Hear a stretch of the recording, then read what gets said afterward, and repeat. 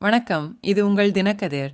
கோவை கூட்டு பாலியல் வன்கொடுமை வழக்கை கையாள்வதில் திமுக அரசு மற்றும் மாநில காவல்துறையினர் மிகவும் அலட்சியமாக இருந்ததாக அதிமுக பொதுச் செயலாளர் எடப்பாடி கே. பழனிசாமி புதன்கிழமை கடுமையான தாக்குதலை தொடங்கினார். ஞாயிற்றுக்கிழமை இரவு குற்றம் நடந்த இடத்தை அடைந்த பிறகும் பாதிக்கப்பட்டவரை கண்டுபிடிக்க காவல்துறைக்கு 4 மணி நேரம் 25 நிமிடங்களுக்கு மேல் ஆனது என்று அவர் குற்றம் சாட்டினார். சென்னையில் வெளியிடப்பட்ட ஒரு அறிக்கையில் கோவை காவல் ஆணையர் ஏ. சரவணசுந்தர், காவல்துறைக்கு இரவு 11:20 மணிக்கு ஒரு துயர அழைப்பு வந்ததாகவும் இரவு 11:35 மணிக்குள் அந்த இடத்தை அடைந்ததாகவும் கூறியதாக பழனிசாமி சுட்டிக்காட்டினார். இருப்பினும் மாணவி அதிகாலை 4 மணிக்கு மட்டுமே கண்டுபிடிக்கப்பட்டதாக கூறப்படுகிறது. இது விசாரணையின் செயல்திறன் குறித்து கடுமையான கேள்விகளை எழுப்புகிறது. இரவு 11:35 மணி முதல் அதிகாலை 4 மணி வரை அந்த 4 மணி நேரம் 25 நிமிடங்கள் காவல்துறை என்ன செய்து கொண்டிருந்தது என்று பழனிசாமி கேட்டார். முதலமைச்சர் முகவை அவர் மேலும் விமர்சித்தார்.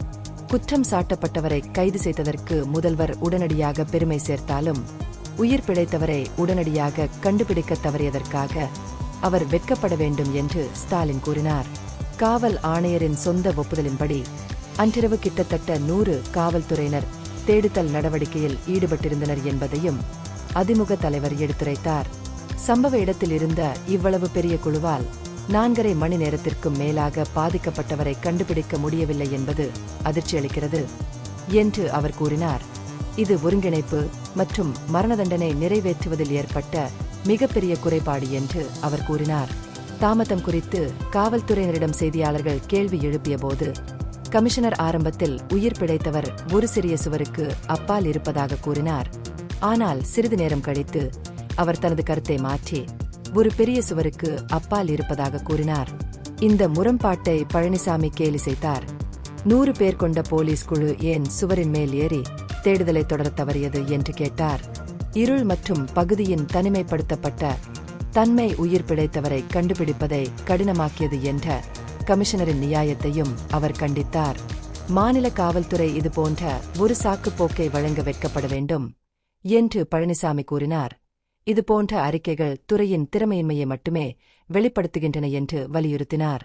தனது அறிக்கையை முடித்த அதிமுக தலைவர் வாக்குறுதியளித்தபடி 1 மாதத்திற்குள் குற்றப்பத்திரிகையை தாக்கல் செய்வதற்கு முன் முதல்வர் ஸ்டாலின் குற்றம் நடந்த இடத்தில் 4 மணி நேரத்திற்கும் மேலாக இருந்தபோதும் பாதிக்கப்பட்டவரை கண்டுபிடிக்க காவல்துறை ஏன் தவறிவிட்டது என்பதை முதலில் விளக்க வேண்டும் என்றார்.